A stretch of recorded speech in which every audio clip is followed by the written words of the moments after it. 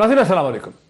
नाज़रीन, वज़ीर-ए-आज़म पाकिस्तान जनाब इमरान खान साहब ने फेडरल बोर्ड ऑफ रेवेन्यू को, पाकिस्तान का जो एपेक्स टैक्स कलेक्शन इदारा है, उसकी टीम को मुबारकबाद दी है कि पिछले बरस के मुकाबले में इस माह नवंबर में 35% टैक्स कलेक्शन में रेवेन्यू में इजाफा हुआ है और गुज़िश्ता 5 माह में भी रेवेन्यू में 37% इजाफा देखने में आया है। इसके साथ ही रज़ाक दाऊद साहब ने, कॉमर्स मिनिस्टर ने यह इंकशाफ किया है कि नवंबर के महीने में 30 नवंबर को एक महीने की एक्सपोर्ट्स 2.9 बिलियन, ऑलमोस्ट अब उसको 3 अरब डॉलर की एक्सपोर्ट्स हुई हैं, जिसके बारे में कहा जाता है कि ये गालिबन पाकिस्तान की तारीख में कभी पहले या हालिया तारीख में कभी पहले देखने में नहीं आया। लेकिन इसके साथ ही जो डिस्टर्बिंग चीज़ है वो ये है कि पाकिस्तान की इंपोर्ट्स का बिल जो है वो भी बहुत ही तेज़ी से ऊपर बढ़ रहा है और अगर ये इंपोर्ट का बिल ऐसे ही आगे बढ़ता रहेगा तो फिर साल के आखिर में करंट अकाउंट डेफिसिट जो है वो खासा बढ़ सकता है। ताकि हुकूमत के ज़राए का कहना है कि नहीं, इंपोर्ट का बिल आगे नहीं बढ़ेगा, एक्सपोर्ट आगे बढ़ेंगी और यूँ जो करंट अकाउंट डेफिसिट है उस पर बहुत ज़्यादा इजाफा नहीं होगा। इन बोर किस्म की जो बातें हैं, इनका ताल्लुक एक आम आदमी की ज़िंदगी से बहुत गहरा है, बिकॉज यही वो चीज़ें हैं जो लगती तो बोरियत वाली हैं, बोर लगती हैं, लेकिन इन्हीं चीज़ों का ताल्लुक उस महंगाई से है जिसे हम सड़कों पर देख रहे हैं। मैं आज बहुत खुशनसीब उस मामले में कि मिफ्ता इस्माइल साहब, डॉक्टर मिफ्ता इस्माइल, पाकिस्तान के एक्स डिफेक्टो फाइनेंस मिनिस्टर, मेरे साथ स्टूडियोज़ में तशरीफ़ रखते हैं, PMLN के अहम रहनुमा हैं। Very warm welcome to you doctor साहब। मुझे जमशेद इकबाल चीमा साहब, special assistant to prime minister Pakistan on food security, Lahore से एक वीडियो लिंक के जरिए ज्वाइन कर रहे हैं। Very warm welcome to Jamshed Iqbal Cheema साहब, एग्रोनॉमिस्ट हैं, एंटरप्रेन्योर हैं। Very warm welcome to both my guest. और इसके अलावा अभी हमारी कोशिश होगी कि एक्सपर्ट से बात करें, टुकड़े भी दिखाएं। मैं आपको सबसे पहले लेकिन यहीं से पहले बात शुरू कर लेते हैं मिफ्ता साहब, इसके ऊपर, इससे पहले कि मैं आपको और चीज़ें दिखाऊं, ये जो परफॉर्मेंस अपनी शो की है, ये जो मेरे हाथ में प्राइम मिनिस्टर का ट्वीट है कि वो कंग्रेचुलेट कर रहे हैं फेडरल बोर्ड रेवेन्यू को, और साथ ही खबर है कि ऑलमोस्ट 3 अरब डॉलर की एक्सपोर्ट्स हुई, इस पर तो आप अब कन्विंस होंगे कि ये हुकूमत वाकई परफॉर्म कर रही। थैंक यू मोहित भाई, thank you for coming and it's a pleasure to be here. Thank you. देखिए, एक्सपोर्ट्स जो है वो बढ़ गई है, 2.9 बिलियन हो गई। ठीक। पिछले 2 दिन पहले प्लानिंग मिनिस्ट्री ने कहा कि देखें एक्सपोर्ट वॉल्यूम में नहीं बढ़ी, वैल्यू में बढ़ी है। फिर पिछले कल गुज़श्ता दिन क्लैरिफिकेशन आई है जी। वो कहते हैं, वो हमें टेक्सटाइल वालों ने फ़ोन किया, अब मैं आपको अभी बता देता हूं। असद उमर साहब ने और बाकी सारे मिनिस्टर्स ने फिगर्स को अंडरस्टैंड नहीं किया था, बड़ा प्रोटेस्ट। मैं कोशिश करता हूँ अंडरस्टैंड करने की। 77% कॉटन क्लॉथ पहले 3 महीने में कम हुई है बाय वॉल्यूम। अच्छा। 4% फ्रूट कम हुआ है, 13% टेंट कम हुए हैं, 34% फिश एंड फिश प्रेपरेशन कम हुए हैं, 44% सीमेंट कम हुई है, 16% ग्वार गम एंड ग्वार की बहुत एक्सपोर्ट होती थी, टेक्सटाइल उसमें यूज़ होती है ऑयल एक्सप्लोरेशन के अंदर, वो कम हुए हैं। तो ये बात नहीं करें कि वॉल्यूम में कमी नहीं आई, ये बहुत सारी इंपॉर्टेंट आइटम्स में आई है, बहुत में नहीं भी आई है। तो उन्होंने अपनी करेक्शन की है, उन्होंने पहले कहा कि हमसे गलती हो गई थी, ब्यूरो ऑफ स्टैटिस्टिक्स की रिपोर्ट को समझ नहीं सके। वो कहते हैं कि मीटर वर्सेस किलोग्राम का फर्क था। सर, आपने सुना होगा। बिल्कुल, मैं गुजारिश ये कर रहा हूँ कि सारी आइटमों में कमी नहीं आई है, लेकिन चंद आइटमों में जो मैंने आपको बताया, उसके अलावा ऑब्वियसली आइटमों में कमी भी आई है।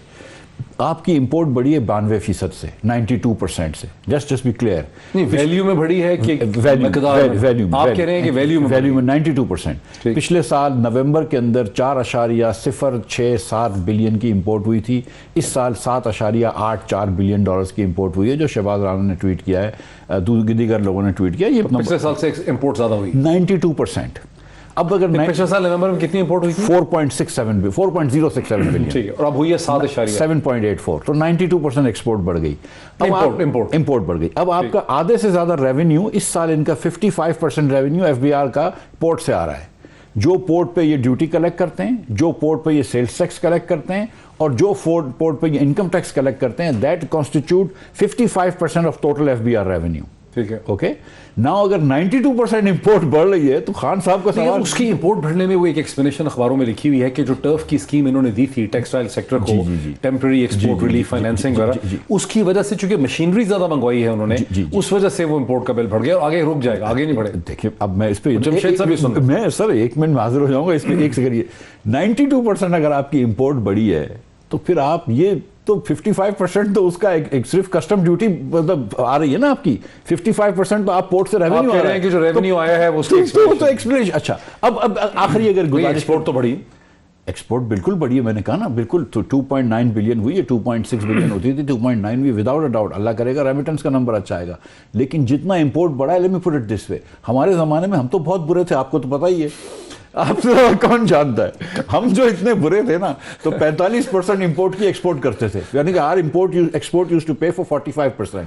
This month your export will be about 36% of your imports. ठीक, और आपका कितना होता था? 45%. सबसे बुरे हाल में जब आखिरी बुरा साल था तो 45 था. उससे जितनी इंपोर्ट होती थी उसका कम से कम 45%, 45% पैसा निकालते थे एक्सपोर्ट से. इन्होंने 30% निकाला. यही तो आने देना. 36%. जमशेद इकबाल चीमा साहब, आप स्पेशल असिस्टेंट हैं प्राइम मिनिस्टर पाकिस्तान के फूड सिक्योरिटी के हवाले से, लेकिन आप जाहिर है कि इकोनॉमिस्ट भी हैं, एक्सपर्ट हैं.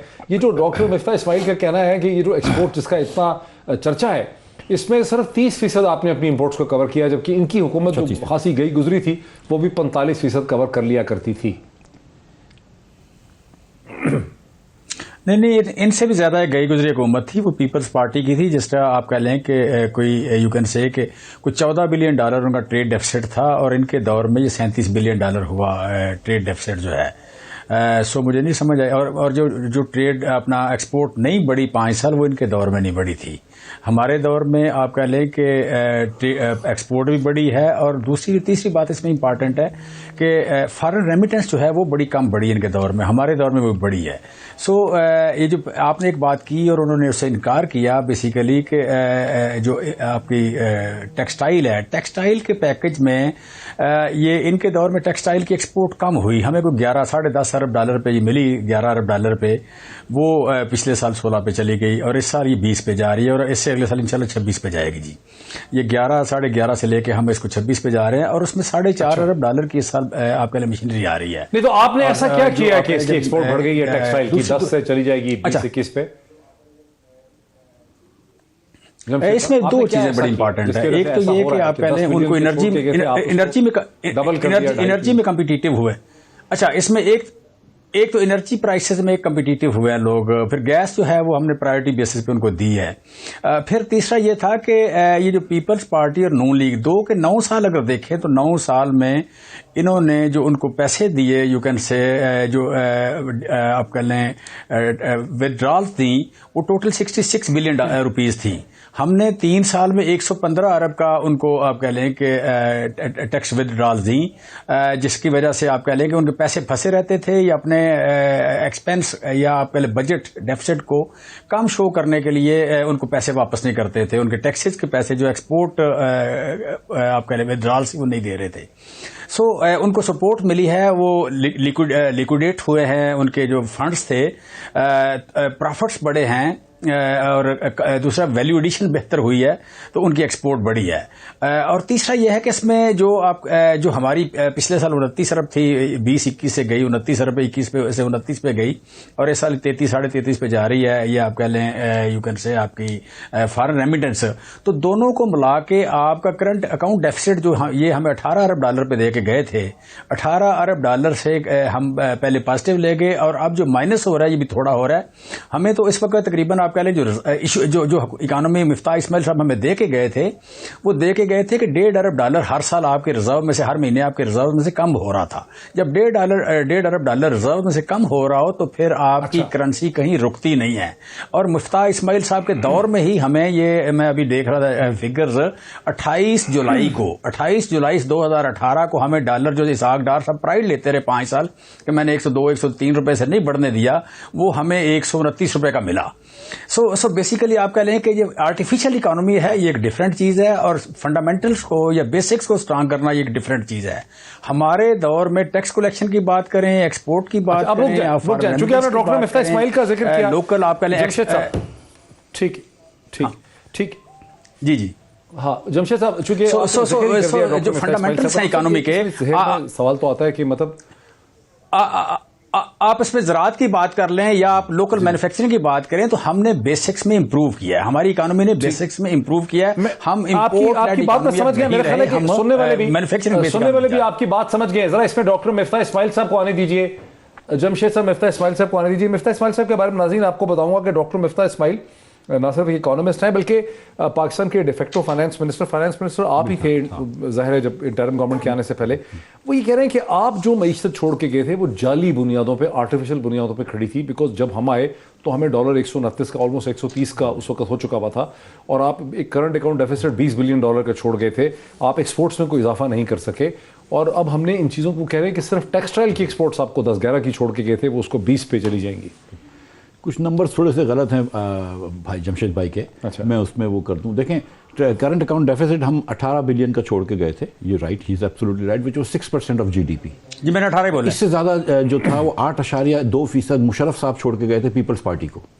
8.2% ऑफ जीडीपी उस वक्त 14 बिलियन का था, लेकिन जीडीपी 175 बिलियन थी, हमने जीडीपी ऑब्वियसली 300 बिलियन कर दी थी।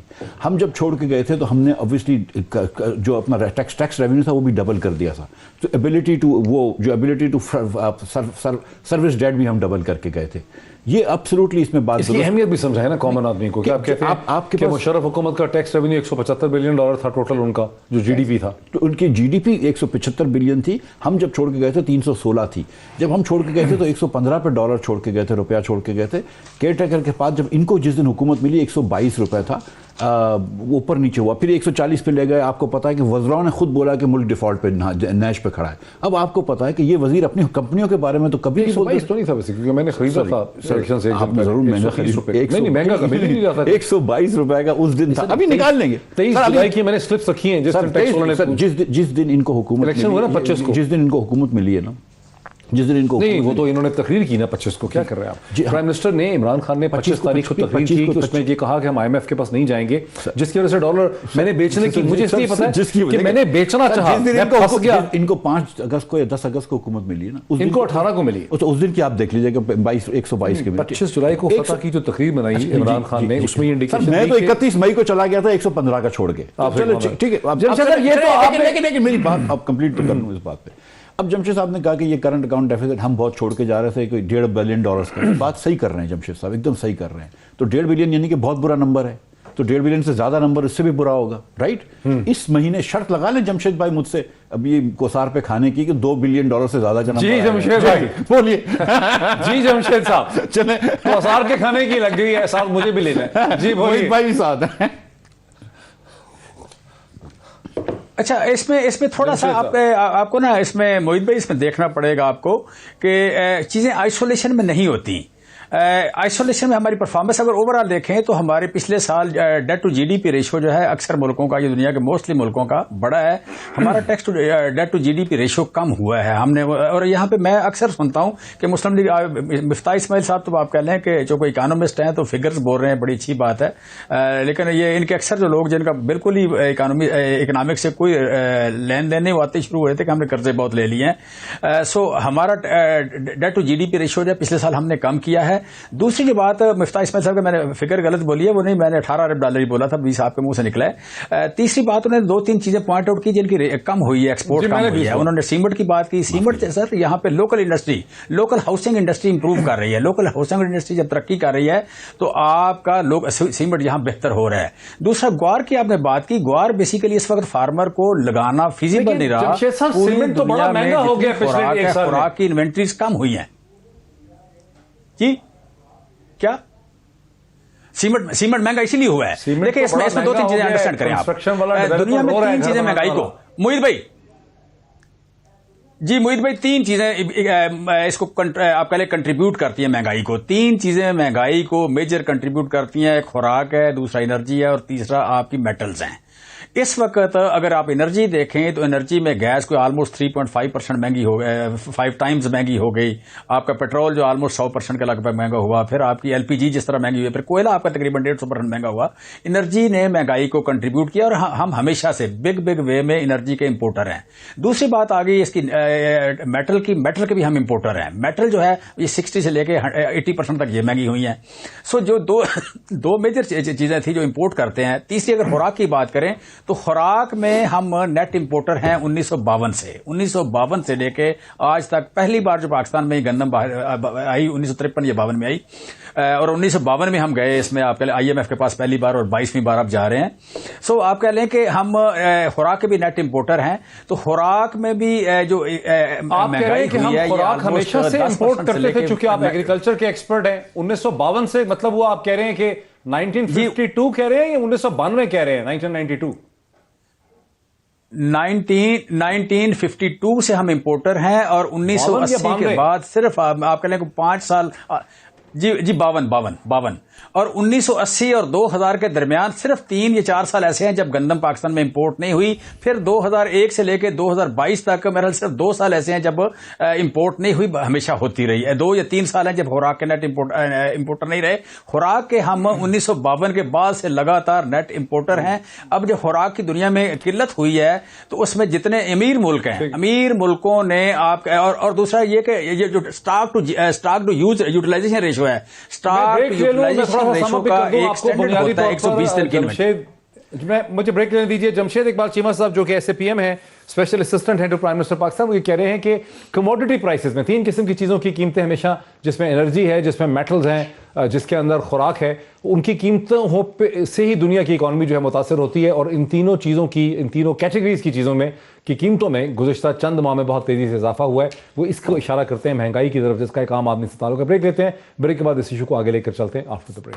नाज़रीन वेलकम बैक। वक्फे से पहले जो बात हुई उसमें SAPM जमशेद इकबाल चीमा साहब जो प्राइम मिनिस्टर पाकिस्तान के स्पेशल असिस्टेंट हैं, उन्होंने बहुत सी एक्सप्लेनेशन दी, जिसका मतलब ये था, वो बताना चाह रहे थे कि किस तरह से कमोडिटी प्राइसेस के नतीजे में महंगाई हुई है। लेकिन 2 टुकड़े बहुत दिलचस्प मैं आपको सुनाता हूँ। पहला, प्राइम मिनिस्टर के जो स्पोक्स पर्सन है मिनिस्ट्री ऑफ फाइनेंस के मुज़म्मिल असलम साहब, उन्होंने महंगाई की क्या एक्सप्लेनेशन दी है, या महंगाई है ही नहीं, शायद उन्होंने ये एक्सप्लेनेशन दी है, उससे सुन लेते हैं। उसके बाद शेख रशीद साहब ने कहा है कि मैं अकेला कहता हूँ कि महंगाई है, वो भी सुन लेते हैं। लेकिन पहले मुज़म्मिल असलम साहब को सुनते हैं।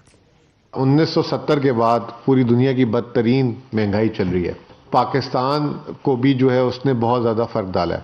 CPI, जिसको नॉर्मल तौर पे कंज्यूमर प्राइस इंडेक्स कहते हैं, वो जो है तकरीबन 11.5% है। जहाँ पे हम बेबस हैं वो आलमी मार्केट से जो हम चीज़ें मंगाते हैं। आलमी मार्केट में 100% जो है पेट्रोल की कीमत बढ़ी, लेकिन हमने जो है सिर्फ उसमें जो है 40% का इजाफा किया। खाने की चीज़ों में कमी हुई है, उसमें जो है प्याज पिछले साल से सस्ता है, टमाटर पिछले साल से सस्ता है। आम आदमी के जो बजट में जो चीज़ें आती हैं उन सब में कमी आ चुकी हुई है। महंगाई किधर आई? वो आई नॉन पेरिशेबल फूड आइटम में, सरसों का तेल वगैरह, इसमें 57%, कुकिंग ऑयल जो है उसमें 53% इजाफा हुआ। तो वो चीज़ें जो बाहर से दरामद हो रही थी उसकी वजह से जो है महंगाई ऊपर आई। जो चीज़ें बाहर से दरामद होती हैं, जो बाहर से इंपोर्ट होती हैं, उसकी वजह से महंगाई ऊपर गई है। वरना असल में अगर ऐसा ना होता, अगर ये ऐसा ना हो रहा होता बैनुल अक़वामी मंडियों में, तो शायद महंगाई ना होती। ये मैसेज आता है मुज़म्मिल असलम साहब की बात से। लेकिन शेख रशीद साहब जो हैं वो कुछ और ही कहने की कोशिश कर रहे हैं। जहाँ तक महंगाई है, मैं उन वज़ीरों में नहीं हूँ। अल्लाह का शुक्र है कि इमरान खान मेरी बात सुनता है। अल्लाह का शुक्र है कि मैं उन सियासी लोगों में शामिल हूँ जो लोगों के मसाइल से वज़ीर आज़म को आगाह करते हैं। महंगाई है, इसका हमें हल तलाश करना है, क्योंकि महंगाई जो है वो सबसे ज़्यादा तनख्वाहदार तबके के लिए है। महंगाई है और उसका हल तलाश करना है, शेख रशीद कह रहे हैं, अवामी आदमी है। डॉक्टर साहब, अब आप तो फाइनेंस मिनिस्टर रह चुके हैं पाकिस्तान के, और आप वैसे भी इकोनॉमिक्स के आदमी हैं, बिजनेसमैन भी हैं। क्या करे ये हुकूमत महंगाई को कंट्रोल करने के लिए? कोई हल है आपके पास? सर, एक मैं गुजारिश कर दूं, जो जमशेद भाई कह रहे थे, तो वो ये भी बता दूं कि वो कह रहे थे हमने एक्सपोर्ट इन्होंने बढ़ाया है, तो ये गलत फहमी इनको है। अच्छा, पहले साल 2% कम किया है। 50% डिवैल्यूएशन के बाद हम 24.8 बिलियन पे छोड़ के गए थे, ये 24.2 पे लेकर आए। पहले साल 24 बिलियन की एक्सपोर्ट कर रहे थे, 24.8 पे छोड़ के गए थे। अभी स्टेट बैंक के फिगर अभी निकाल लीजिए, ये 24.2 पे लेकर आए। अगले साल 22 पे आ गया, लेकिन वो कोविड है, उसको हम नहीं गिनते। इस साल जो इन्होंने पिछले साल जो बढ़ाया है वो 25.6 पे लेके आए, तो पहली साल 2% कम करा, इस साल 3% बढ़ाया है, सिर्फ 3% बढ़ाया है। इसमें ये इतने जो माशाल्लाह ढोल बजा रहे हैं 40% डिवैल्यूएशन करने के बाद, तो ये इनकी गलत फहमी है कि इन्होंने कोई एक्सपोर्ट की परफॉर्मेंस दी है। दूसरी बात, ये जमशेद भाई को पता है कि जब हम छोड़ के गए थे तो आप चीनी भी एक्सपोर्ट कर रहे थे और गंदम भी एक्सपोर्ट कर रहे थे। अब आप सोचिए कि हम एक्सपोर्ट छोड़ के गए, ये इंपोर्ट कर रहे हैं और इसमें शहनाइयां भी बजा रहे हैं अपनी परफॉर्मेंस पे। जिस साल, पिछले साल कॉटन 35 साल में सबसे कम हुई है, ये पूछिए इनसे, 35 साल में सबसे कम कॉटन हुई है। इस साल जो कह रहे हैं कि बम्पर क्रॉप कॉटन का हो रहा है, जिस साल हम छोड़ के गए थे उससे 15% कम है, उससे 15%। जमशेद साहब जरा ही दुनिया। और सर अब मैं गुजारिश कर दूं सर, देखें, जब आप इसको मिनिमाइज नहीं करना चाहिए, जो है वो है। दुनिया में महंगाई है, ये बात दुरुस्त है, लेकिन हिंदुस्तान से हमारा जीडीपी इस वक्त CPI डबल चल रहा है। हिंदुस्तान में 5% है, हमारे वजह क्या है? वजह भी तो बताया सर। सर, आप वाफर तरीके से आपका रुपया दवातुर से डिवैल्यू हो रहा है, तेजी से आपने 50% पिछले 3 साल में मनी सप्लाई बढ़ा दी है। आप मतलब आपने रुपया डिवैल्यू कर दिया, मनी सप्लाई आपने M2 बढ़ा दी है 50%। आप मतलब क्या जमशेद साहब जवाब दें, आप तो स्पेशल असिस्टेंट, आप जवाब दें, समझाएं हमें, अवाम को समझाएं। देखिए, इसमें हमने जो बात की है वो उसी तरह उसी कंटेक्स्ट में लें। हमने कहा कि हमने 6 फसलों में रिकॉर्ड पैदावार ली है। वो हमने गंदम की बात की है, हमने चावल की बात की है, मकई की बात की है, दालों की बात की है, आलू की बात की है, सब्जियां और फ्रूट्स की बात की है। हमारी आप पहले पिछले साल जो काटन की बात कर रहे हैं, काटन में रिवाइवल की है। काटन एक बार 6 मिलियन बेल पे जाके इस साल 9 मिलियन बेल पे आई है। ये काटन से फार्मर आप कह लें कि पिछले कई साल रिसर्च पे पैसे नहीं खर्च किए गए तो मायूस हो गया था, फेल हो रहा था वो। ये टेक्सटाइल वाले उसको उस तरह सपोर्ट नहीं कर रहे थे। हमने टेक्सटाइल वालों से आप पहले सपोर्ट मांगी और उन्होंने कहा कि अपने सप्लायर को बचा के रखो। रिसर्च हमने बेहतर की, हमने उसको रिवाइवल किया है। अभी बम्पर का हमने नहीं कभी कहा, लेकिन पैदावार उसकी पिछले कई साल से ज्यादा ये फी एकड़ पैदावार वहां सक्सेस। हाँ, चीनी में हमने आप कह लें कि पिछले सालों में कभी भी एक बार 2018 में चीनी ज्यादा पैदा हुई थी, वो तकरीबन गन्ना 81 मिलियन टन हुआ था। इस साल 100 मिलियन टन से ज्यादा पैदावार होने जा रहा है। और यहाँ पे आप कह लें कि बेसिक जो प्रेशर है इस मुल्क पे, अब आप और बात कर रहे हैं डॉक्टर साहब, और बात कर रहे हैं डॉक्टर साहब। ये कह रहे हैं कि जब हम गए थे तो गंदम एक्सपोर्ट हो रही थी, चीनी एक्सपोर्ट हो रही थी, आपके होते हुए गंदम भी इंपोर्ट करनी पड़ी है, चीनी भी इंपोर्ट करनी पड़ी। उसका क्या जवाब है आपके पास? वो बात सही है या नहीं? वो सही है, गलत है? देखें, बेसिकली जब आप मोई साहब जब पॉपुलर डिसीजन करते हैं तो फिर इसी तरह की चीजें होती हैं। आपकी अपनी अगर सारी शुगर इंडस्ट्री है और किसान को आप गन्ना लगवा ज्यादा देते हैं, बाकी फसलें कम हो जाती हैं। हमारे यहाँ आप कह लें कि सारी लाइफ स्टॉक ने अपना क्या नाम है इसकी, मेज इंडस्ट्री ने, आपकी पोल्ट्री ने अब ज्यादा तरक्की की है। अब आपकी हाई वैल्यू क्रॉप्स यहाँ पे ज्यादा हो रही हैं। पिछले साल किसान को 1100 रुपये अगर ज्यादा मिला है तो प्रोडक्शन बड़ी असली मिला है, फिर उसकी हाई वैल्यू क्रॉप्स हैं वो ज्यादा हुई हैं। हम जो तकरीबन कुछ $4 बिलियन के गैर रवायती प्रोडक्ट बाहर से मंगवाते हैं, वो उनकी इंपोर्ट कम की हमने। फिर ऑयल सीड की अगर बात करें, सबसे बड़ा सेटबैक इस वक्त खुराक में ऑयल का आया है। दुनिया में पिछले 20 साल में जो मैक्सिमम आपकी calories you can say improve grow कर रही हैं, ये कंजम्पशन ग्रो कर रही है, 45% कैलोरीज जो आ रही हैं वो सारी आई हैं से एडिबल ऑयल से आई हैं। एडिबल ऑयल का बिल इस वक्त कंट्रोल नहीं हो रहा। हमेशा से पाकिस्तान इसका इंपोर्टर था। तकरीबन इस वक्त 70% एडिबल ऑयल इंपोर्ट करना पड़ रहा है। हमने इसमें बड़ी सक्सेस ली है। आप कह लें कि इसमें मस्टर्ड में भी ली है और हमने ऑलिव में एक बड़ी सक्सेस ली है। तीसरी बड़ी सक्सेस हम उसमें अभी, लेकिन उस पर अभी काम इतना ज्यादा शुरू नहीं हुआ, लेकिन बिग वे में जा रहे हैं इस पे, पाम पे। सो हमने गैर रवायती फसलों पे ज्यादा गए हैं। हम इंडस वाटर के बाहर जाके हमने पानी कंजर्वेशन पे काम किया है। हमने स्मॉल डैम जो है तकरीबन 14,739 बनाए हैं। ये गैर रवायती काम थे जो हमने किए हैं और उससे हमने इंप्रूव किया है। ये करते थे आप पहले पॉपुलर 1-2 डाला, उसमें सक्सेस भी ले ली, रेट ज्यादा कर लिया जी। 14,700 आप कह लें कि mini dam, small dam, check dam, ये 3 किस्म के बलूचिस्तान केपी के 27 मिलियन एकड़ फीट पानी है जो इंडस रिवर से, इंडस बेसन से बाहर का है। इंडस बेसन के बाहर के पानी को किसी बंदे ने आज तक एड्रेस नहीं किया सिवाय इमरान खान के। Imran Khan is the first person के इस साल एक डैम चल गया, 2 डैम नए आप कह शुरू हो गए डेरा इस्माइल खान में। तकरीबन 13 लाख एकड़ जमीन सिर्फ वहां आबाद हो रही है। बहुत चीजें इकट्ठी हो गई हैं। इसी तरह आपका जितना फाटा के एरिया थे, फाटा के एरिया में बहुत ज्यादा इंप्रूवमेंट है। 10 फुट मैं आता हूं। देखिए, मेरी गुजारिश ये है कि जो बात मैं कर रहा था कि जो हमारा मेन क्रॉप है वीट, हम एक्सपोर्ट छोड़ के गए थे, ये इंपोर्ट कर रहे हैं। अच्छा, उसके बाद क्या हुआ? उसके बाद अब जुल्म सुनिए। अब ये कहते हैं हमने वीट ज्यादा मंगाया लेकिन अफगानिस्तान स्मगल हो जाता है या सेंट्रल एशिया स्मगल हो जाता है, उसका जिम्मेदार कौन है? आपने पोल्ट्री के अंदर 8 लाख टन बुरदार साहब ने इजाजत दे दी, वो कोई पूछे ना कि उसका क्या इजाजत दे दी। अब आप ये देखिए कि आज पोल्ट्री को पोल्ट्री को देने की इजाजत दे दी। यहाँ पे आटा रोज महंगा हो रहा है मेरे आपके लिए, आपने पोल्ट्री वालों को इजाजत दे दी 1 साल पहले। अब ये समझाएंगे हमको कि ये क्यों मुर्गियां आटा खाती हैं? वो पता नहीं यार, मैं मुर्गी पूछ रहा हूं आपसे। इन्होंने दिया है आटा दिया है, वीट, ठीक है, 8 लाख टन। अच्छा, अब ये क्यों इजाजत दी बुजदार साहब ने? ये बुजदार साहब समझाएंगे। पूरी दुनिया को ये समझ में आ रहा है कि पंजाब में अभी एक ट्रांसफर होता है, पोस्टिंग होती है तो पैसे देने पड़ते हैं। सिर्फ इमरान खान को नहीं पता कि ये हो गया है पंजाब के अंदर। ये आप किसी से भी पूछ लीजिए। अब गुजारिश सुनिए। अच्छा, मैं एक चीज पर, रहीम नासिर साहब चेयरमैन एप्टमा है करंट, उनको मैंने लाइन पे लिया है। रहीम नासिर साहब अस्सलाम वालेकुम। एक बहस ये चल जी रही है। वालेकुम अस्सलाम डॉक्टर साहब। बहुत शुक्रिया इतने शॉर्ट नोटिस पे आपका हमें ज्वाइन करने का। आप चेयरमैन एप्टमा हैं, all Pakistan textile mill association.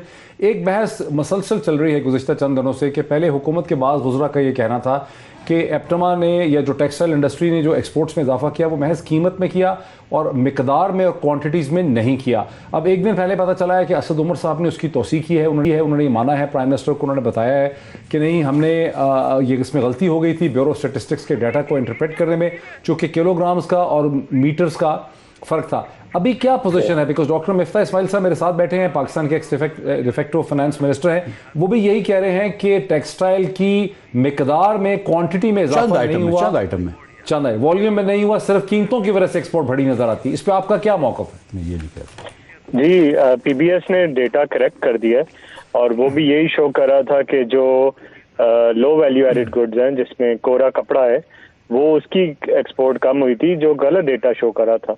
तो अब वो क्वांटिटी भी रिवाइज हो गई है and the exports are in quantity terms up and also पहले जो हमारा $3 की average cost of average export goods थी आज वो $60 से इंक्रीज कर गई है। सो दोनों तरफ से क्वांटिटी में भी इजाफा है और गुड्स जो है वो कन्वर्ट हो रहे हैं to value added. There are factories लग रही हैं जो कपड़े को डाई कर रही हैं और डाइड फैब्रिक गारमेंट्स में कन्वर्ट कर रही हैं। तो ये दोनों बड़े पॉजिटिव साइंस है फॉर एक्सपोर्ट्स। अच्छा, बहुत जबरदस्त। ये तो बड़ी पॉजिटिव चीज है। एक दो क्वेश्चन मेरे पास और है, मेरे साथ रहे डॉक्टर साहब। इसको अब आप मतलब वो कह रहे हैं कि नहीं ऐसा नहीं, वॉल्यूम भी। सर मैं तो आपसे कह रहा हूँ कि दो चीज़ों में कमी आई है, कॉटन क्लॉथ में कमी आई है, एक नेटवेयर में कमी आई है। 13% नेटवेयर में कमी आई है। आर्ट सिल्क और सिंथेटिक्स के अंदर 58% आई है, लेकिन वो छोटी आइटम है, लेकिन नेटवेयर में 13% कमी आई है। इस पूरे पॉइंट की अहमियत क्या है जो आप कहते हैं? किसी चीज़ बढ़ गई, कोई कम हो गई? कोई चीज़ बढ़ गई है, कोई चीज़ कम हुई है। अहमियत इसकी ये ज़्यादा प्राइस इफेक्ट है और कम क्वांटिटी इफेक्ट है। और जो आप 92% इम्पोर्ट बढ़ रहा है वहाँ पर आपको प्राइस और क्वांटिटी इफेक्ट दोनों मिल रहा है। यहाँ पर इतना हमको अगर 92% देखें, इंटरनेशनल प्राइसेस बढ़ रही हैं, कॉटन 6,000 से 16,000 हुई है तो हमारी प्राइसेस बढ़ जाएंगी। इसके अंदर बहुत सारी चीज़ों का तो प्राइस इफेक्ट ही है ना। तो ये मैं कह रहा हूँ कि मतलब it is a very dangerous thing कि आपका एक्सपोर्ट जो है वो सिर्फ 30% बढ़ रहा है, लेकिन आपका इंपोर्ट जी नासिर साहब इस पे क्या आपका रद्द अमल है? सर हमने अपनी पाकिस्तान की हिस्टोरिकली 10% से ज्यादा एक्सपोर्ट ग्रोथ नहीं देखी। 35% एक्सपोर्ट ग्रोथ इज अनबिलीवेबल। ऐसी चीज आज तक ना कभी हुई है। एंड बांग्लादेश जिसकी हम सारे बात करते हैं और वो एक सक्सेस स्टोरी गिनी जाती है, उनका ईयर ऑन ईयर 20% था। Pakistan has grown by 35%। 35% इसमें अगर 10% का 15% का रॉ मटेरियल का इजाफा डालें तो वो जो जिस नेटवेयर की बात कर रहे हैं उसका सिर्फ प्राइस में सिर्फ 3 से 4% का फर्क आता है raw material. Because raw material एक होता है, उसमें फिर कन्वर्जन कॉस्ट आती हैं, उसमें फिर उसकी डाई आती है एंड देन स्टिचिंग आती है। तो raw material becomes a very small portion. अगर 10% या 15% भी इंक्रीज किया तो प्राइसिंग में सिर्फ 3 से 4% का इजाफा होता है। सो व्हेन वी से 35% इंक्रीज, उसमें से 3 या 4 दो छोटे क्वेश्चन है। एक तो ये कि टर्फ की वजह से जो बहुत सी टेक्सटाइल की मशीनरी इंपोर्ट हुई जिसकी वजह से इंपोर्ट बिल बढ़ा, वो प्रोसेस अब रुक गया है कि आगे आने वाले 42 साल के महीनों में मजीद आपकी इंपोर्ट्स ऐसी होंगी जिससे हमारा करंट अकाउंट डेफिसिट फैलेगा, बढ़ेगा? नहीं सर, टर्फ में तकरीबन $4.5 बिलियन की इंपोर्ट आई है, जिसमें तकरीबन $3-3.5 बिलियन की टेक्सटाइल है। तो ये आप पूरा जो इंपोर्ट बिल है ये टर्फ मशीनरी पे नहीं डाल रहे, इसमें तकरीबन 1.5 से 2 बिलियन आ चुका है, 1.5-2 बिलियन और आना है। इसमें ट्रेड डेफिसिट देखें, एक्सपोर्ट और इंपोर्ट को आप इंडिपेंडेंटली ट्रीट करें। एक्सपोर्ट की बढ़ना एक अच्छी चीज़ है, इंपोर्ट का बढ़ना एक ख़राब चीज़ है। इंपोर्ट में टेक्सटाइल पे बेस नहीं है, टेक्सटाइल की मशीनरी सिर्फ $3.5 बिलियन की है और इसका जो रॉ मटेरियल है वो तक $1.2 बिलियन का है। तो टेक्सटाइल के सर मैं ये समझना चाहता हूँ कि जो लोग दावा कर रहे हैं कि करंट अकाउंट डेफिसिट बहुत ज्यादा हो जाएगा, 20 बिलियन तक पहुंच जाएगा साल के आखिर में, लेकिन वो ऐसा होगा या वो रुक जाएगा 5-6 बिलियन के ऊपर ही, बैलेंस आउट हो जाए करंट अकाउंट? देखें, हम एज अ टेक्सटाइल बॉडी हम बिलीव करते हैं कि हमारी जो एक्सपोर्ट ग्रोथ है वो 37, we were expecting 20-25% export growth, हमने उसको भी अचीव भी किया और सरपास किया। तो 35%, 37% एक्सपोर्ट ग्रोथ दुनिया में किसी मुल्क में अचीव नहीं हुई है। तो ये बहुत बड़ी अचीवमेंट है। समझ गया, इसको- बहुत शुक्रिया, बहुत शुक्रिया इसको- जी, बहुत शुक्रिया जनाब रहीम नासिर साहब, जनाब चेयरमैन एप्टमा है और पाकिस्तान टेक्सटाइल टेक्सटाइल पे एक बात वो एक्सप्लेन करते हैं। वो जरा एक उनको ले लें, बहुत देर से लिया नहीं है। जमशेद इकबाल चीमा साहब, ये मुझे बता दें कि कुछ लोग ये खतरे का इजहार कर रहे हैं, कल भी हमारे प्रोग्राम में कोई कर रहा था कि जिस तरह से इंपोर्ट बिल बलून कर रहा है, उसका नेट इफेक्ट ये होगा कि जो करंट अकाउंट डेफिसिट है वो उसी तरह पहुंच जाएगा जैसे $18 बिलियन का पीएमएलएन की हुकूमत छोड़ के। क्या हो सकता है ऐसे? ये मैनेज करेंगे आप? नहीं, ऐसा नहीं होगा। मैं जस्ट एक एग्जांपल देता हूं आपको। अभी चूंकि मिफ्ताह इस्माइल साहब बात कर रहे थे, ये हमें गंदम की जो प्रोडक्शन है देके गए थे 25.2 मिलियन टन। हमारी पिछले साल 27.5 मिलियन टन।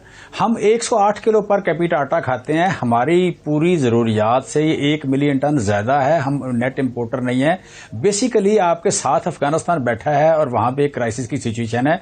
क्राइसिस की सिचुएशन अगर आपके पड़ोस में है तो you are not safe, you are not living in the isolation. जब आपके पोरस बॉर्डर हो तो आपने सपोर्ट करनी है।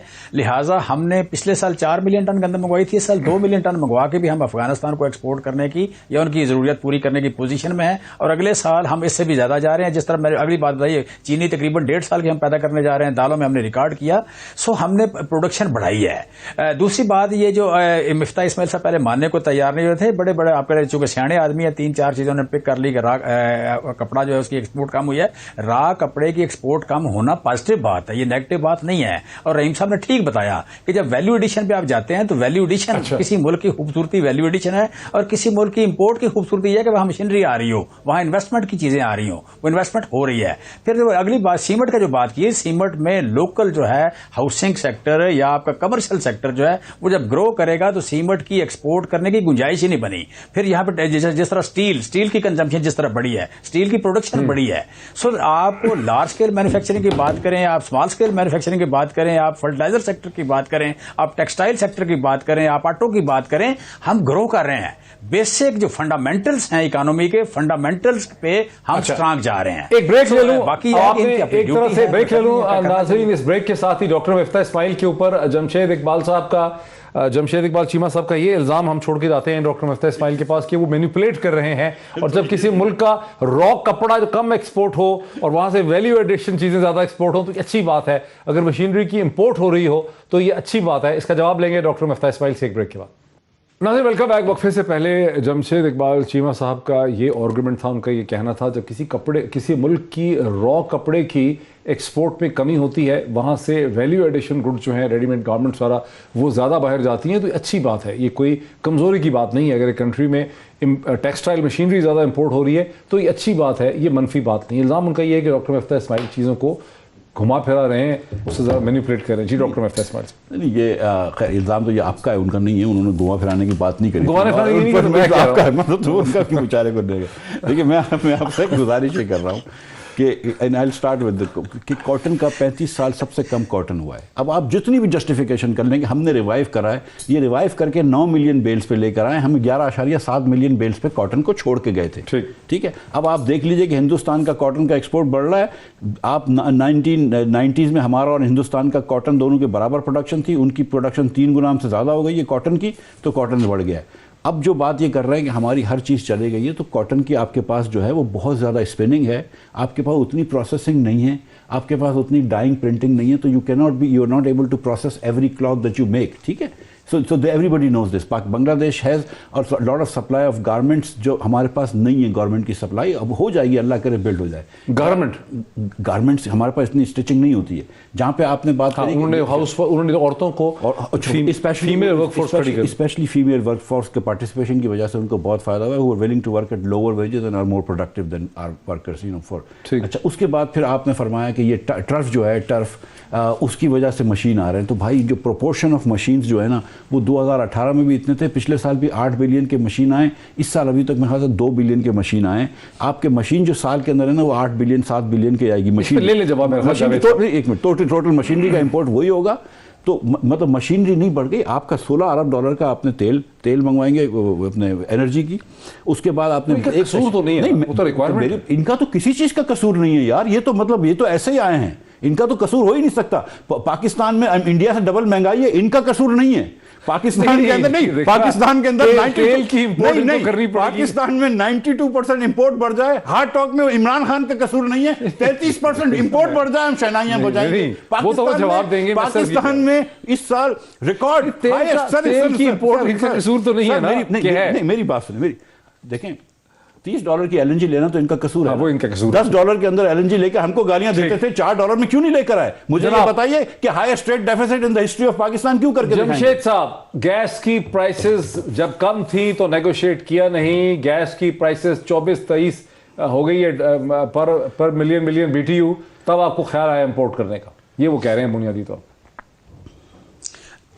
देखिए, पहली बात तो ये कि कॉटन का चूंकि बड़ा रिलेटेड है और बड़ा इंपॉर्टेंट है, तो कॉटन उन्होंने कहा कि हमारे दौर में पैदावार बढ़ी 14.28 million bale in People's Party से मिली, 14.28 मिलियन बेल को ये ले आए 10 पे, 4.2 मिलियन बेल इनके अपने दौर में कम हुई और तकरीबन 3 दौर तीनों दौर में पैदावार नहीं बढ़ा सके, कम। लेकिन 24 थी क्या?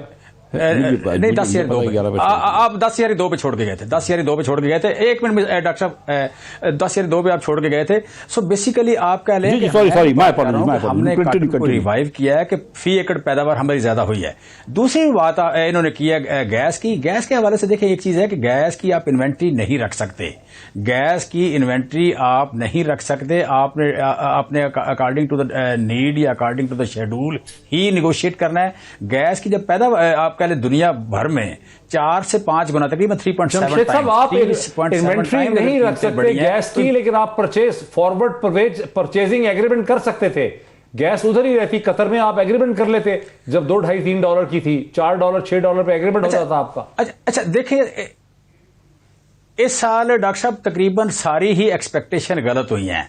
चीनी की बात कर लें, हम गंदम की बात कर लें, हम मेटल की बात कर लें, हम आप कह लें गैसेस की बात कर लें कि एक वक्त में आपका नेगेटिव प्राइस थी आपके क्रूड ऑयल की, और फिर जब ऊपर गया तो पता ही नहीं चला। इसी तरह आप कह लें गैस के साथ भी हुआ है।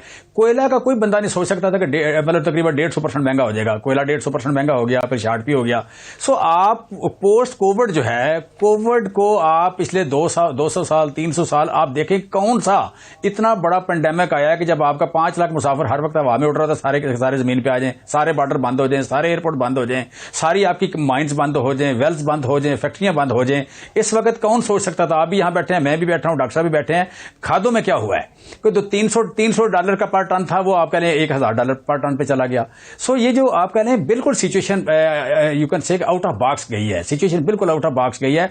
इसमें कहीं खुदा न खास्ता कहीं बेजलमेंट का इशू हो, किसी जगह को नालायकी का इशू हो, वो एक अलग वो डिस्कशन करने वाली बात है। बाकी जिसे कहते हैं कि जजमेंट की बात करें तो जजमेंट में तकरीबन किसी की भी, मैं फोरकास्ट बड़ी पढ़ता हूं, मैं अगले 40 साल की फोरकास्ट पढ़ रहा होता हूं, मैं पिछले 40 साल की हिस्ट्री के शुरू मैं 1960 से पहले कोई हिस्ट्री शुरू करता कि सारी फूड की करें, एनर्जी की करें, डॉलर की करें, मैं 1960 से शुरू करता हूं, 1940 से शुरू करता हूं। सो बेसिकली हम खुद बीट हुए हैं, हम खुद आप कह लें डिसीव हुए हैं। जिस तरह प्राइसेस इस साल हुई हैं, जिस तरह प्राइसेस इस साल हुई हैं, ये पोस्ट कोविड हुई हैं, post COVID situation. Doctor Miftah Ismail, Jamshed साहब का कहना है कि कोविड का जो फिनोमेना था, जो पेंडेमिक का फिनोमेना था, वो एक अनयूजुअल किस्म की चीज़ थी, जिसके नतीजे में जो सप्लाई चेन्स थी, जो प्रोडक्शन थी, वो रुक गई, माइनिंग का काम था, हवाई जहाज़ों का उड़ना था, सब चीज़ रुक गई, जिसकी वजह से एक ऐसा स्लम्प आया जो एक गैर मामूली किस्म की चीज़ थी। अब उससे रिकवरी हो रही है, वो ये कह रहे हैं। इस पर जमशेद साहब की जो बात है, इसमें कोई दो राय नहीं है। कोविड था, कोविड के साल जो 2020-21 का साल था आपका, उसमें आपने जब 22 बिलियन की एक्सपोर्ट करी तो हमने कुछ नहीं बोला कि वो कोविड था। अब जब कोविड से रिकवर हो गए और आप जब 90% आपका इंपोर्ट बढ़ रहा है, तो आप कह रहे हैं यार, आप जब 30% एक्सपोर्ट बढ़ रहा है तो आप कोविड की बात नहीं कर रहे हैं, आप बोलते हैं हाँ 30% एक्सपोर्ट बढ़ा। जब 90% इंपोर्ट बढ़ा तो बोले कोविड आ गया।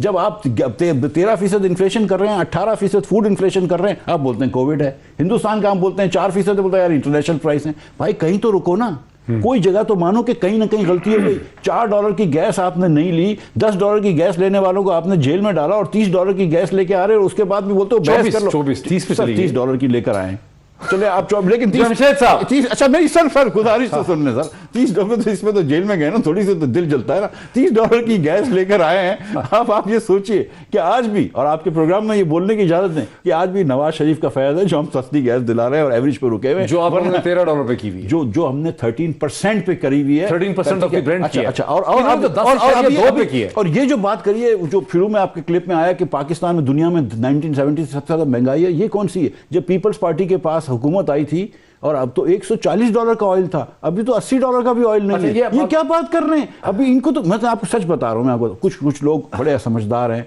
लेकिन overall this government is the most incompetent government. अच्छा, वो यही कह रहे थे ना, वो ये कह रहे थे कि पेंडेमिक से आप हमें कहते हैं नलायक, वो बेसिकली एक्सप्लेन कर रहे हैं कि नलायकी का इशू नहीं है। अब जमशेद साहब नहीं है, मैं सच्ची बात बता रहा हूं, मेरे मतलब मैं इनसे इतनी कोई बाकी जो नालायक है उनका नाम आपने ब्रेक नहीं, मैं आपको देखिए मैं आपको Hammad is a good guy, लेकिन मैं नालायकों के नाम नहीं लेता, नालायकों के नाम ले ले तो नालायक खुद ही लाइकों के नाम ले लिया ना। जमशेद साहब बैठे हुए लाइक, जमशेद साहब वो कह रहे हैं कि आप हमाद अजहर, रज़ाक दाऊद और असद उमर वाला लायक है, बाकी नालायकों का नाम वो लेना नहीं चाह रहे हैं। लेकिन जमशेद साहब उन्होंने दूसरी जो बात की है वो ये कह रहे हैं कि जहां जहां मसले हैं वहां आप पेंडेमिक को ब्लेम करते हैं, जहां जहां आपकी एक्सपोर्ट कोई चीज बढ़ गई है वहां आप उसका क्रेडिट लेते हैं, अपनी छाती पीटते हैं।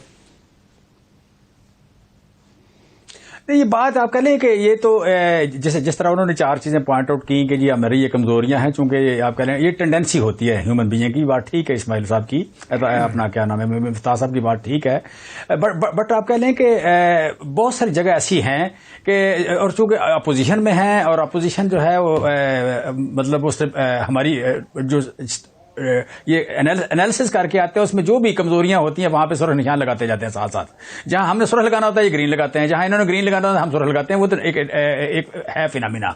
लेकिन बहरहाल मेरा जो पॉइंट ऑफ व्यू है कि हमने खुराक की प्रोडक्शन में इंप्रूव किया है, हमने एनर्जी में हम कर कुछ नहीं सकते कि और एनर्जी की कीमतें ज्यादा बढ़ी हैं, वो कोयले में करें, गैस में करें। दूसरी इसमें इंपॉर्टेंट बात है कि आपकी जो एक्सप्लोरेशन है या आपकी एनर्जी की जो प्रोडक्शन है सालाना गैस की 9% कम हो रही है पिछले 15 साल से। सालाना 9% जब कम हो रही है तो नई एक्सप्लोरेशन आ नहीं रही उस तरह।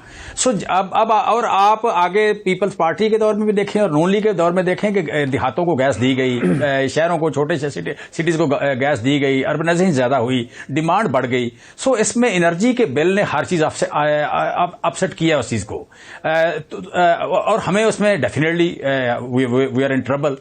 दूसरा जो चीजें हम इंपोर्ट कर रहे थे स्पेशली एडिबल ऑयल का और दूसरे आप कह लें क्रूड ऑयल का, ये बड़ा गहरा रिश्ता है कि आपका जब तेल महंगा हो जाता है, 70-80 बैरल की बात होती है, $80 की बैरल होती है, उस वक्त आपकी गन्ने से चीनी नहीं बनती, तेल बनना शुरू होता है। मकई से आपका स्टार्च नहीं बनता, मकई से भी एडिबल ऑयल बनना शुरू, क्या नाम है, क्रूड ऑयल बनना शुरू होता है। और फिर तीसरा आपका जो एडिबल ऑयल है यानी पाम ऑयल से उधर जाना, लिहाजा आपकी साथ ही एनर्जी महंगी होने के साथ खुराक महंगी हो जाती है। आपकी चीनी उधर जाना शुरू होती है, आपका एडिबल ऑयल उधर जाना शुरू होता है, आपके मकई उधर जाना शुरू, ये 3 चीजें आपकी उधर जाना शुरू हो जाती हैं। लिहाजा यहां पे उसका भी एक इम्पैक्ट आया। सो हमें इश्यूज मौजूद हैं, चूंकि हम स्पेशली एडिबल ऑयल के और जरा रोकिए, ठीक है, आपका बड़ा आपका मौकफ आ गया। मैं जरा सम अप कर दूं इसको, ये लास्ट क्वेश्चन है।